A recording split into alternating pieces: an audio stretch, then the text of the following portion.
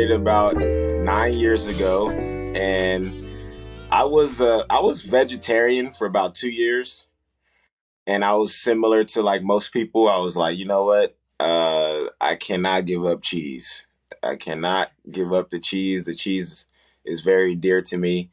Though I had a, I guess I had a moment of awakening, or I had a come to Jesus moment, or I had like some type of, I was basically on my knees. So I had made some eggs one morning, and I think either the way that I prepared them, or maybe they were just bad eggs.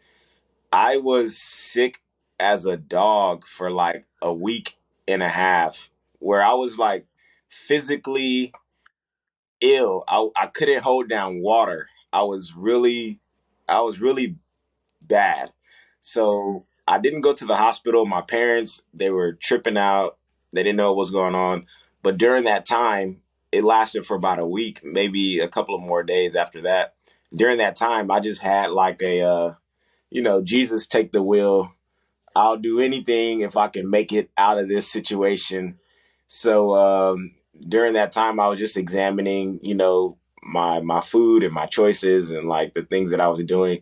And I guess I would say like I had some type of inclination, or I had some type of as corny as it might seem, I think I had some spiritual inclination to be like, you know what, I think I want to change how I'm, how my relationship with food. I kind of wanted to completely overhaul it and examine it.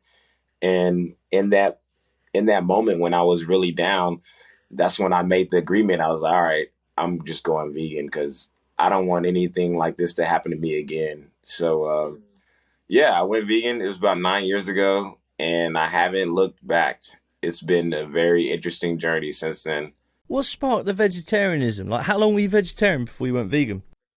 I would say about 2 years, maybe about going on 3 years. And did that start from a kind of like what your understanding of kind of the ethics was at that point? Was it, I want to get away from the harm that I'm causing? Yeah, yes. So the same reasons brought me to vegetarianism. So I was just, I think, I was like 20, and I had already been kind of, I guess, quote unquote, radicalized.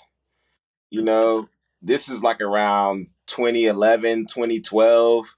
I don't know what you were doing around then, but it was like the Arab Spring was going on, and a lot of different protests around the world was kind of happening. So it was just kind of like a step in that direction of, a combination of like my activism and my awareness and whatever philosophy I wanted to walk with. All of them was kind of merging. And this is another true story. Uh, I was involved in some protests, and a lot of times things got really combative. People got thrown in jail. People got shot with, tear gas and bean bags and shit like that.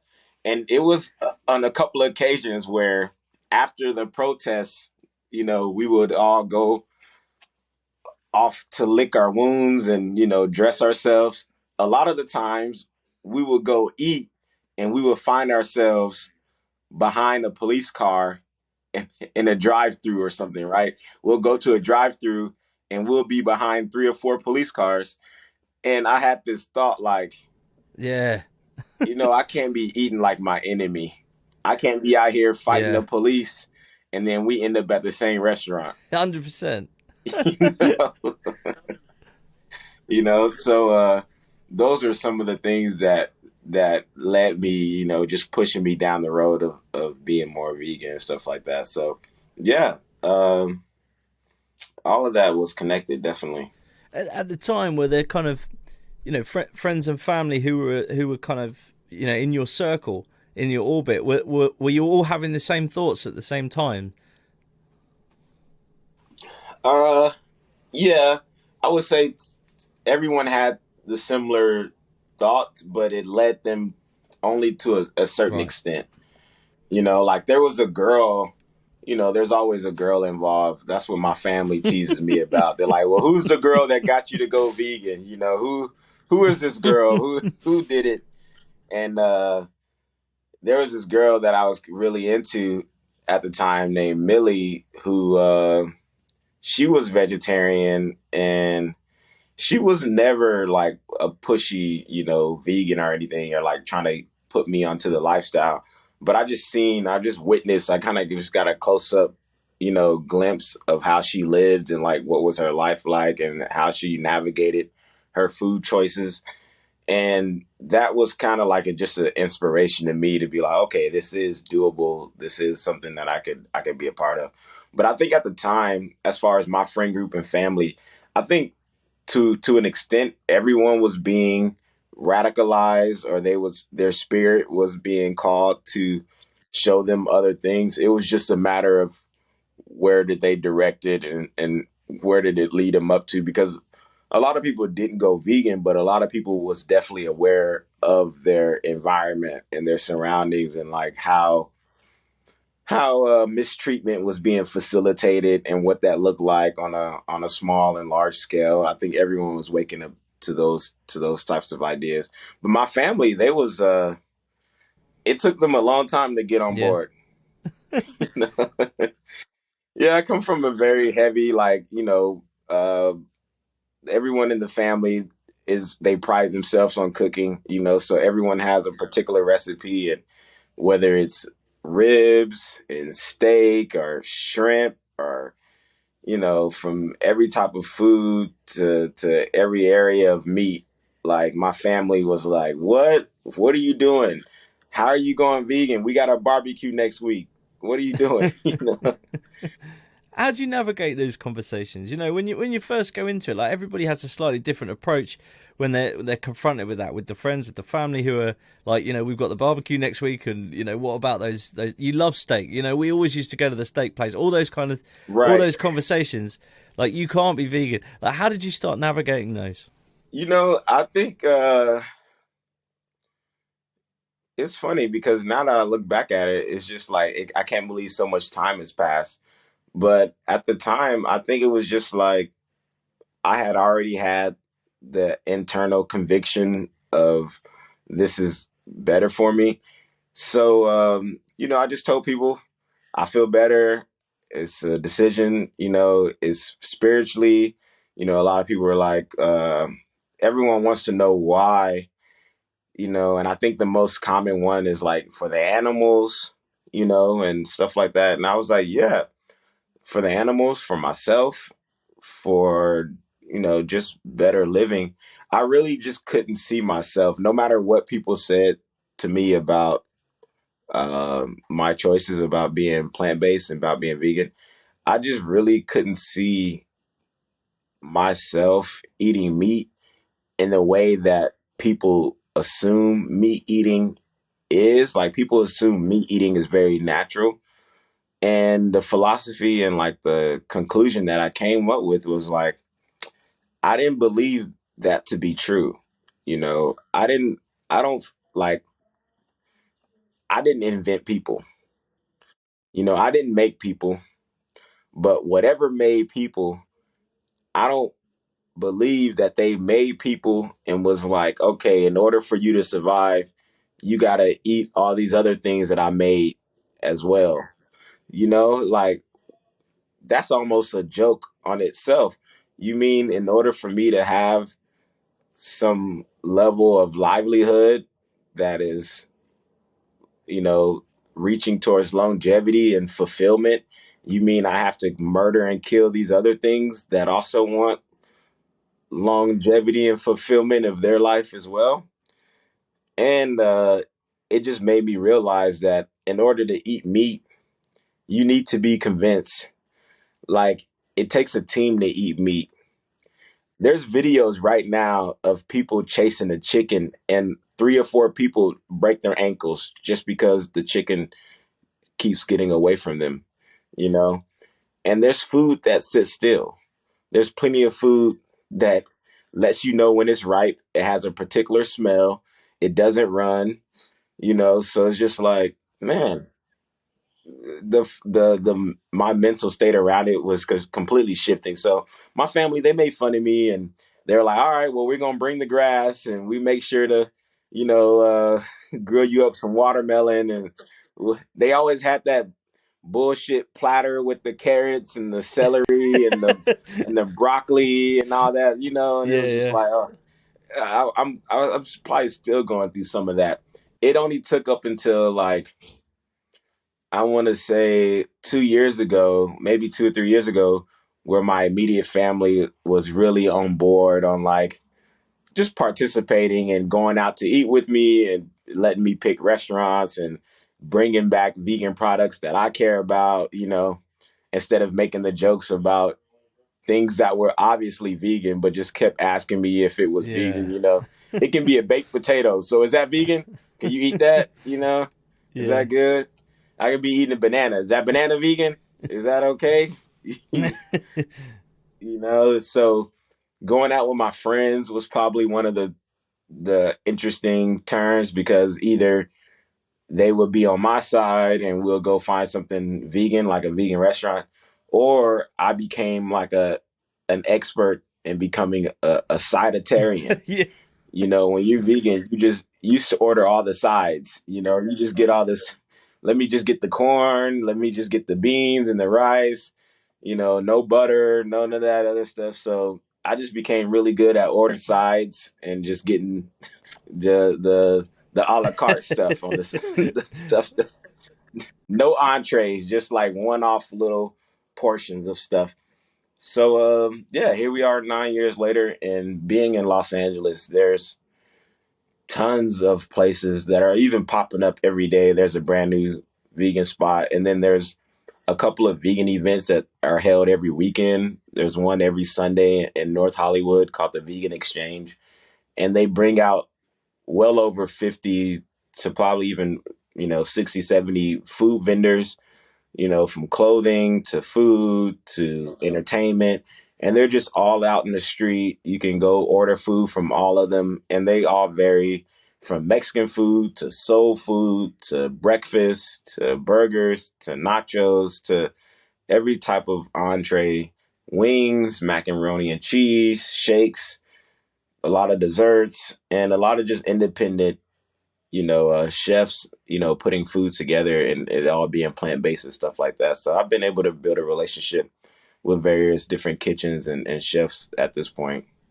That sounds awesome. Like LA to me has always had that kind of always been known as kind of connected with good vegan eating and so on, but has had a bit of a reputation too of probably I don't know the stereotype being the kind of veganism practiced would be the juicing and the kind of the yoga vibe and that whole thing.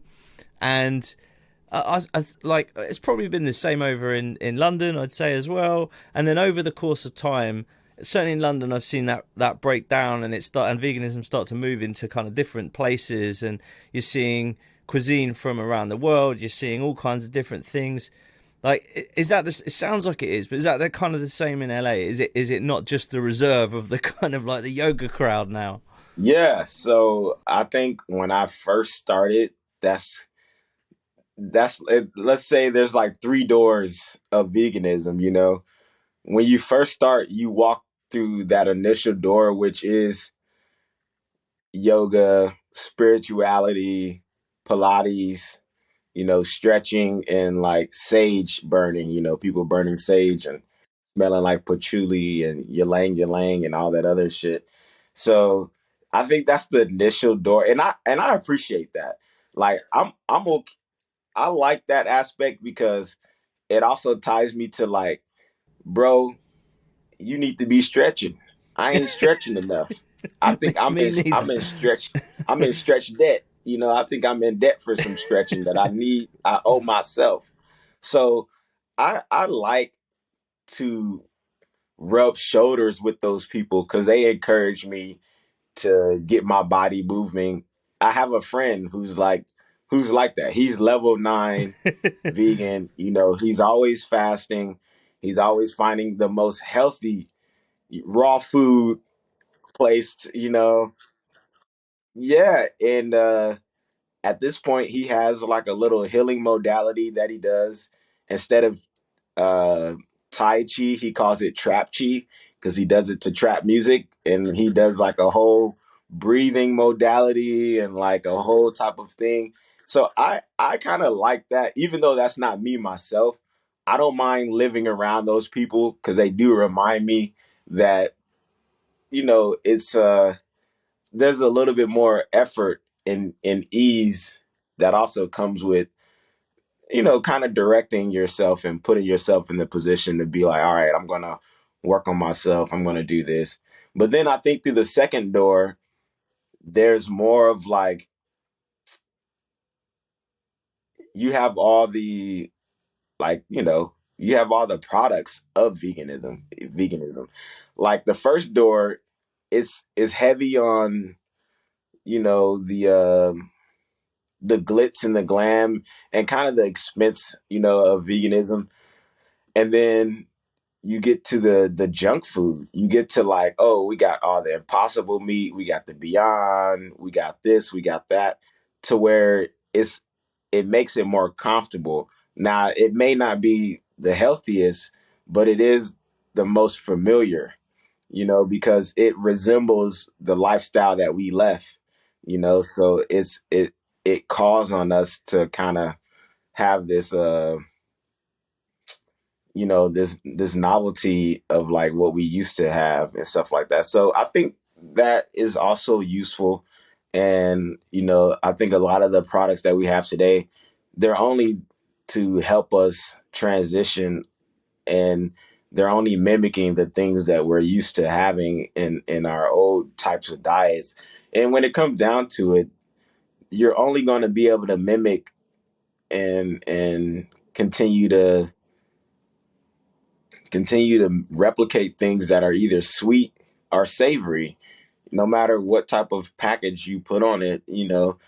Like if you take a real good mushroom and you put batter on it and you fry it up, a lot of times that mushroom can taste like a burger or a steak or some type of, wings or whatever you do with them. So I think it's just us getting okay and comfortable with the idea of like, all right, we're on this seesaw of savory things and sweet things, and however you want to make those up with the vegetables and the products that you have, you can easily manipulate these things and make them taste very similar to what we used to eat all the time.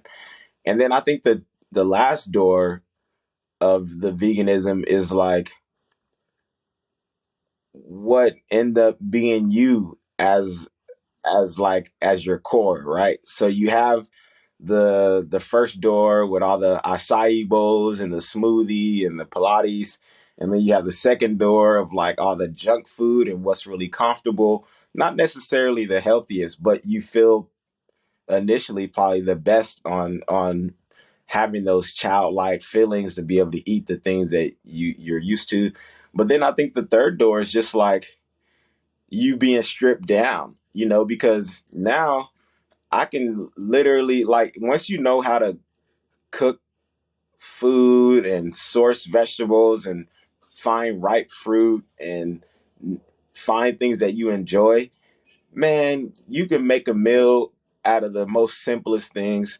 Like right now, I can just eat like some sauteed spinach and just be fine, just give me like some celery and some peanut butter and you know a baked potato, and I'm completely satiated. I'm completely cool with that. So I think it also, like, people have to get to that third door, because I think a lot of people fall out of veganism because if you don't have the money to sustain yourself in those first two doors of just highly processed stuff, or always going out for the best of the best and always trying to have that on your plate, you're going to get lost, because people don't know what to do with greens, or people don't know what to do with lentils and with beans, and people don't know what fruits that they really do like, what they really do enjoy.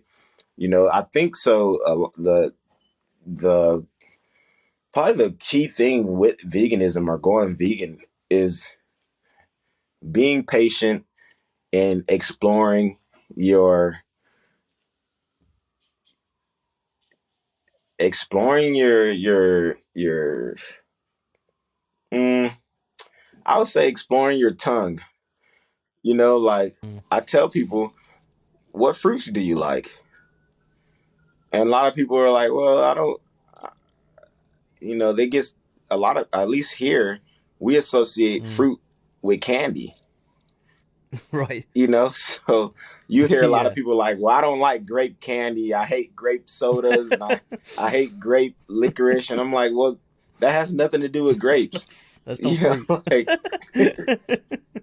so we have to like refamiliarize ourselves and like reprogram ourselves to know what fruits and vegetables and what products, plant-based products, what they are actually like, and how could we eat with them, being as simple as we can or as extravagant as we can. But I think it's just people getting familiar with the core things that they enjoy. If you really enjoy pineapples and melons and forms of greens, arugula and salads and stuff like that, like get a bundle of those things and see where you end up and look up recipes and get familiar with them, because there's so many different ways you can cook a potato. There's so many different things you can do with greens. There's so many different things you can do with fruit. So it's like, I think if people are willing to tinker, which I think we kind of lost collectively, I want to say our parents and our forefathers, they had an inclination to take something apart and tinker with something and see how things work, and just take the back panel off of things and see how things are wired. And now everything is so prepackaged and everything is so plug and play, and you get it and it's already ready, that we're not willing to take anything apart and see how anything works. We're not willing to really get behind the scenes and being like, well, this is how this functions and this is how this works. So we have to be willing to tinker in the kitchen. We have to be willing to like fuck around and prepare things and make something out of nothing. I think you're so right, and that might have been born out of necessity. I think initially when you talk about like parents and our forefathers and so on, there was a need, whether it be we didn't have the money to be throwing that thing away. You had to fix stuff to keep going, so you can't just throw that away and buy something else. And it wasn't easy to do that anyway. So I think you're so right. That psychology spreads across everything, like to your food, to your car, to like everything. And we have totally lost that. You're so right. Everything's got to be instant. You don't you don't even need to find anything. Like I was talking about this with my other half the other week about like when you didn't know something before. You'd research it, you talk to people, you might go to a library if you really wanted to know that thing, and it might be like a year, and then you might suddenly somebody mention that thing, and you're like, oh god, yeah. Or like if you wanted to find out whether a band was playing that you wanted to see, you'd have to look that up. You'd have to get the music magazine that you were from the newsagent or whatever it was, and like we don't want for anything anymore. We don't want for any information, and like you say, that door too. I think that sort of appeals to that, and maybe helps people in who are kind of in this world. But yeah, I think you're right. Like after, I don't know, for me it's only six years being vegan, but through that 6 years, there's definitely been a journey with cooking, with diet and so on that has taken some time. It's taken a while for me to get out of the mindset of, well, I just want to eat now, so I'm just going to buy the thing. Now I'm kind of much more inclined to think about in advance what I want to eat, and then like you say, tinker, experiment, and at a price that isn't prohibitive either. Like it's just not practical to eat in box one or box two. Certainly for me, like No, 365 days it's of the not. year. Those are places that you get to visit. Yeah, like 20% of the time if you're lucky. Yeah, so I'm just walking through. I'm just walking through here. I wanted to talk to you about the comedy. Like, when did the stand up comedy start for you? So it started in 2010. So it's about 13 years I've been doing stand up. And yeah, so actually I had my first, well, not my first, but I've got to do like quite a bit of vegan events out here in different parts of the states and stuff. So I was working out in Vegas. There's this show or this vegan event called the Vegan Wonderland.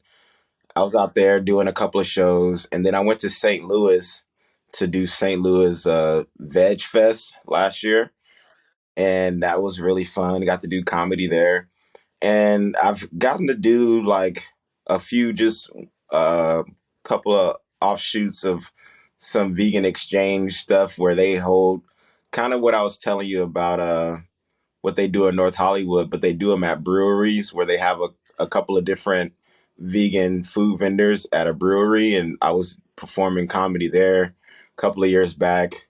But about 2 weeks ago, I had one of the funnest comedy vegan experiences yet so far. I got to do this show at this really cool theater called the Dynasty Typewriter here in LA, and we had Tig Notaro close it out, and she's vegan. She's a comic, and she's hilarious. But I got to open up for her, and I did 15 minutes, and I got to do all this vegan material that I've never been able to do before, and it was so fun. It was probably one of the best experiences that I had on stage this year, and it was just very elating. I was just like, man, I can do like this type of vegan show all the time if I could, God willing. Like if I had the access, I'll be doing vegan shows like that pretty much once or twice a week because it was just such a good feeling, and the crowd responded really well to it. And a lot of these jokes I did, I did them blind. Like I didn't know how the crowd was going to respond to them or react because it was my first time saying them out loud, saying some of these jokes. So for them to respond really well and for us to have a good time like that, I was just like, man, I was amazed at it. So I'm looking to do more vegan events, and actually that experience caused me to reach out to you. You know, yeah, yeah, yeah. After I did that show, I just got bit by this bug, and I was like, yo, I want to reach out to more vegan like podcasters and more vegan media outlets, and I want to get more inundated and just kind of just saturate myself more so in the vegan space. I've been vegan for about 9 years, but I mean, other than the people in my immediate circle, a lot of people don't know, or I'm not as vocal about it as I could be. So I'm like, I just want to get more into those spaces where people know that this is a lifestyle that I'm a part of and I'm participating in. So yeah, as far as vegan and comedy, oh man, I love it. I love it. I love telling jokes about it. I love telling stories about, my family. And I love being on the road because then I get to experience new vegan food in a new city. I'm fascinated. Like, what's the difference? Vegan crowd, non-vegan crowd, from a comedy point of view. Can you feel a different energy in the kind of two different audiences? Yeah, because like I would say in a typical crowd, if you're doing vegan material, the crowd could feel like it feels like you're against the crowd. It's more adversarial, and then when you're doing comedy with the when you're doing vegan comedy with the vegan audience, it's more like everybody's on your side, everybody's Yeah, participating like they're on your side they of the want you to war. win, right? Yeah. So and I like, I think I'm regardless of the audience, there's going to be times. I mean, good comedy allows you to have a crescendo and ebbs and flows. So there is material that I do that may be, polarizing for a reason, because I want to split up the room and I want some people mad at me. I want some people laughing. I want some, and it's just a thought experience, really. But when it comes to the vegan topics, as a whole, oh yeah, it's just so much fun doing it to a welcoming crowd, and it just inspired me to do it more so in the crowds that are not vegan. It just gave me more inspiration to take it to places that I typically wouldn't, because what I like to do at this stage in my, I guess my artistry is, one, I want to learn how to tell the same joke 100 different ways, and two, I don't want to have to change myself for a particular crowd. So there's times where, like, I'm at the stage right now where I can do my same set, and it doesn't matter if it's a black crowd, if it's a young crowd, if it's an older crowd, if it's a white crowd, the same set will work. Now, where they laugh and how they laugh may be different, and when they come along, because it's always a aha. Everything is about like, oh, I see where this is going, and it's the misdirect, it's the the punchline, it's the surprise. So I realized, just it's like playing music, and the crowd is always going to dance, but what makes them dance and where they dance at and what gets people on board, it varies, but the essence of it is always the same. Yeah. Yeah, it reminds me what you just said. A couple of things you just said there remind me of like my favorite stand-up comedian. I don't know if you've heard of him. Is a guy called Stuart Lee. He's UK based comedian.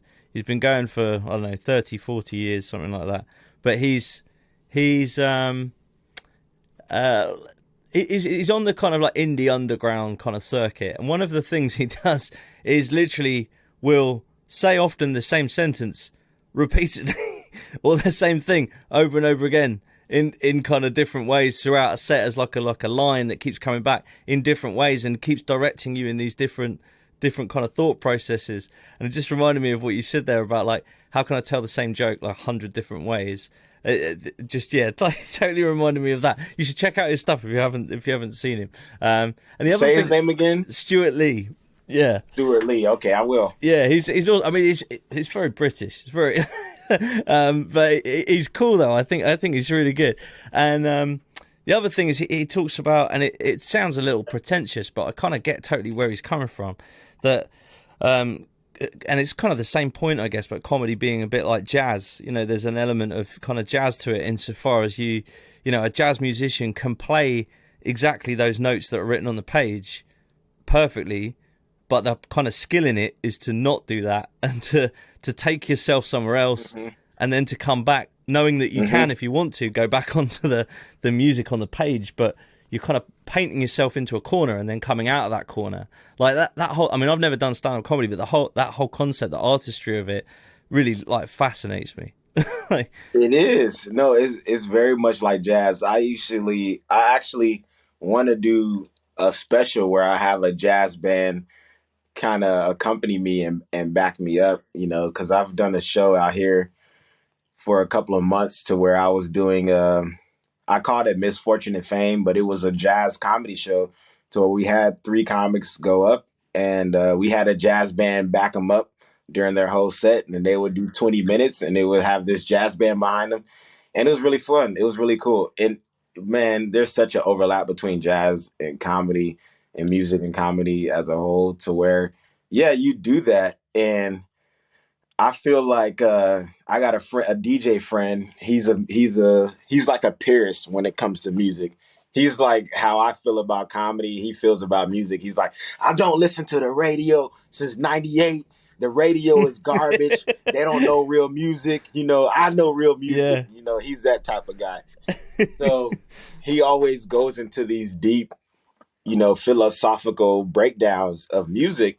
And one of the things that he says is like, you know, um, I'm always looking for new music and fresh music, and I'm always looking to produce music that's gonna, push the envelope, because music is supposed to make you make a dancer dance a dance move that they haven't danced before. So music is supposed to inspire you.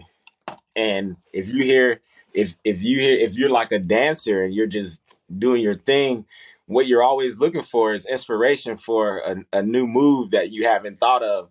And that takes a new sound, because if you keep hearing the same sound or the same song or the same music, you tend to regulate yourself to those dance moves that you're familiar with of that song. And it almost takes for you to be taken out of that to develop a new move, or for it to take you to a new heights. And I feel the same way about comedy and what you're saying about jazz, because if you remain flexible in your disposition and your in authenticity, if you remain flexible in that, the audience and the material can take you in so many different directions, you know, and in that you find new ways to laugh. You're not just telling the joke the same way that you told it yesterday or last week. You're telling it with a new breath of life. You're breathing different type of life into it, to where you're finding a new area of laughter, just as the musician is playing new music, to where the dancer is able to find a new dance move. So I'm always about keeping my material flexible and always focusing on the crowd, and yeah, being authentically me. That's how I kind of judge myself. This is a grueling business. I think anything in entertainment is, people are kind of just shooting themselves in the face doing any form of entertainment. But once you find a level where you can be stable in your own voice and your own position, I think the measurement is just, were you comfortable and were you authentically you. And outside of that, no one could be you. You can't be anybody else. So it's it's really just, how authentic can you be when you get on stage. I'm really interested, like about when you mentioned speaking to non-vegan crowds about it feeling adversarial, and I totally get that. Like, I'm fascinated.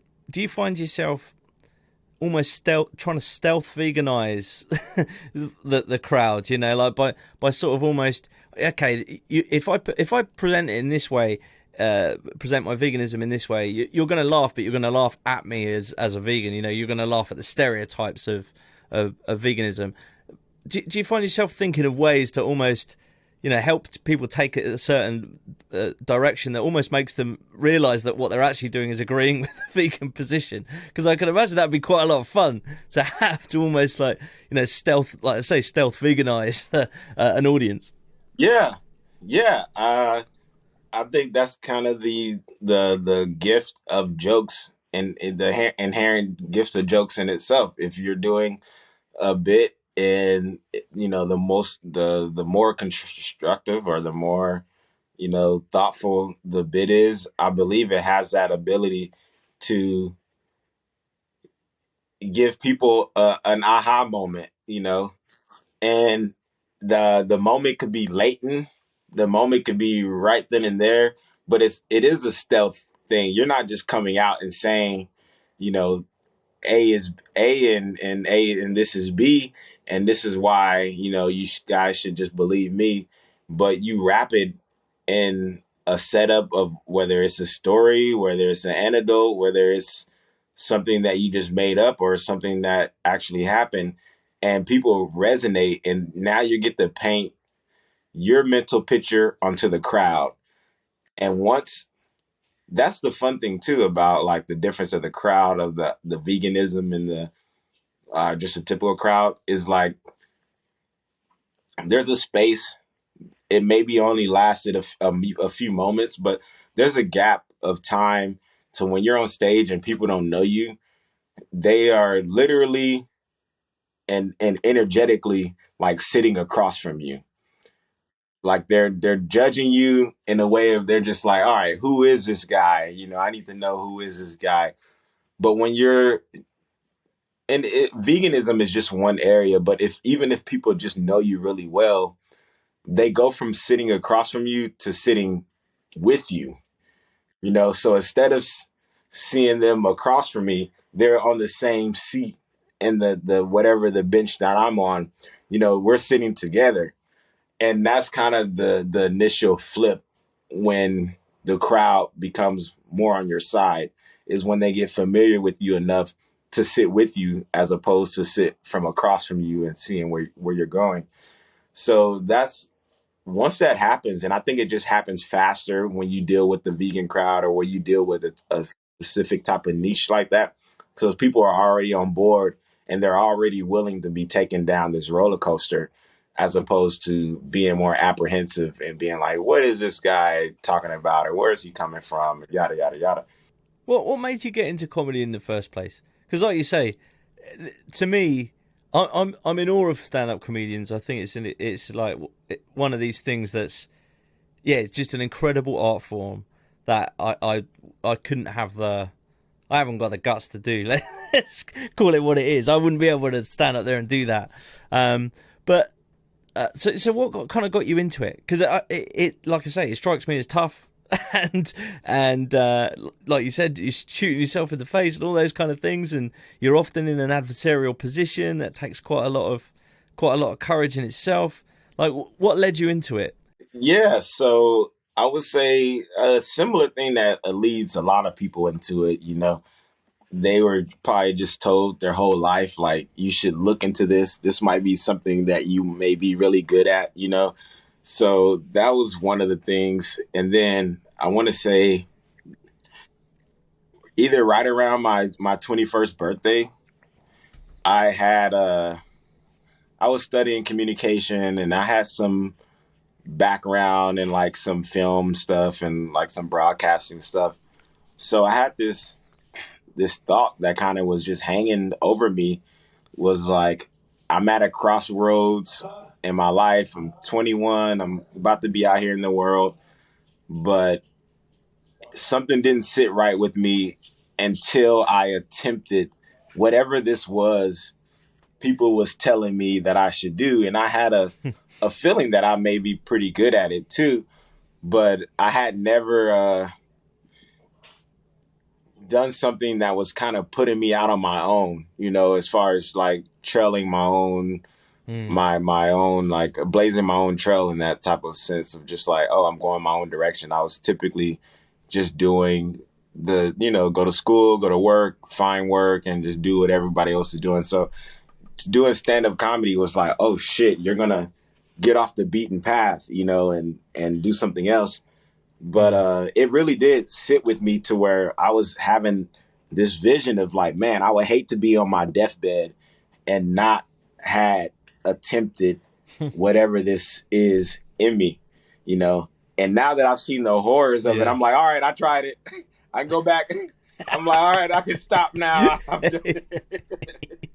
The itch is scratched. Like, So yeah, it was just that, you know, and then I want to, you know, act and direct and I've been able to shoot a couple of different short films, but I made a short film based off of a joke that I was doing a couple of years ago, and it's called Bucket.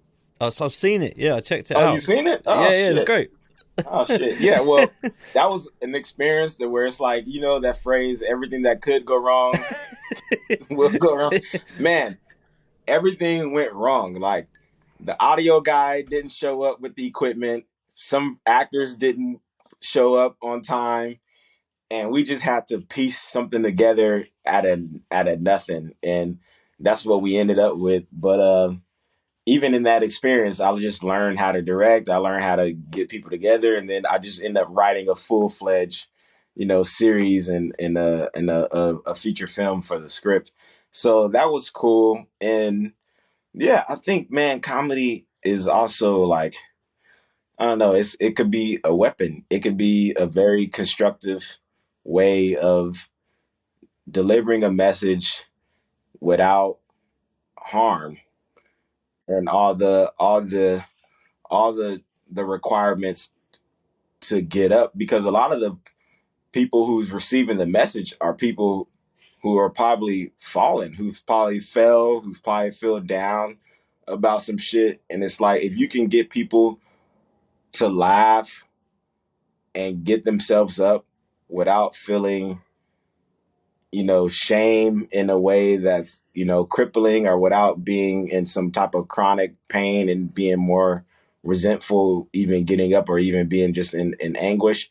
It's like, oh, you are, you know, it's a very cool position to be in, to get people to laugh about serious, funny, silly, stupid, constructive.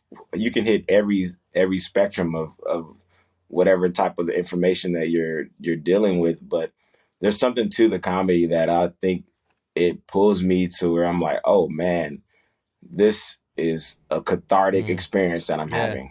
Yeah, like totally. I think it does. It definitely holds that power, for an audience. It makes you. There's a sense of communal to it. There's a kind of a shared experience of, we're all going through those kind of things. There's so much. There's so much to it. There's like we said before about, making you think differently. Like literally anything. I think like comedy is a great vehicle for all of these kind of different things. So yeah, I'm totally with you on that. Like Mm-hmm. you're involved in so much stuff. It would be remiss of us not to tell folks a little bit about where they can find some of those things, because there's you'll had to be here. That group. Yeah. There's the podcasts. Like Yeah. there's so much stuff. I was watching one of the conspiracy theory YouTubes that you did. That was awesome, about weaponized dolphins, Yeah, yeah, which yeah. was Me and crazy. Arthur were doing. So, there's so much stuff out there. It would be cool to tell folks a little bit about some of those projects that you're involved in. Yeah. So, yeah, I'm in a podcast called Y'all Have to Be Here. It's with me and three other comedians. We've all been doing stand up for an X amount of years and doing shows together. And it's just us just kind of just shooting the shit on comedy and the scene at large and like where we are. So please check that out if you want to see some of the stuff that we just do on the ground. And then I'm also part of another podcast called the Vegan Chitlin Circuit. Now that's just audio, and it's on Spotify and Apple. And it's not necessarily about veganism. That's just the name of the podcast. I'm the only vegan on the podcast, but I do it with two other comics out in New York, Grace Johnson and Ryan Thomas. And then yeah, we have some dates. We're gonna postpone. We had a Texas date, but I think we're gonna just postpone and just regroup and probably reschedule it. Though yeah, as far as what else that I'm doing, man, I wonder what else could I share? Because there's plenty of stuff that I have out. If you want to reach out to me, or if you want to see anything that I have, essentially my Instagram is my full name. I go by my full name on stage. So it's Steven with the V, and then it's Marcus, Marcus, Releford, Releford. And you can find my IG. And I have a YouTube links. I have a Patreon. I have an album on YouTube that you could check out with DJ AC the PD. That's the guy who's a Pierce DJ who doesn't listen to the radio, and he makes fresh music. So I have that out. I have some animations out based off of some jokes that I've done that's been animated. They're up on YouTube as well. And yeah, I'm always interested to conversate about comedy, about veganism, and shit. I'll probably be in the UK at some point. Oh, I hope so. Well, there's a ton of veg fests and vegan festivals and vegan camp out and all kinds of things that I'm sure it'd be awesome to have you down for. Yeah, So yeah. Get me plugged in. Get me plugged in. yeah, 100%. Stephen, it's been awesome chatting with you. I'll make sure I link everything in the show notes so folks know where to go. But thanks so much for your time and indulging my comedy questions. It was a lot of fun. Thank you. I'm so happy that we got to get Nice together. one. Cheers, Steve.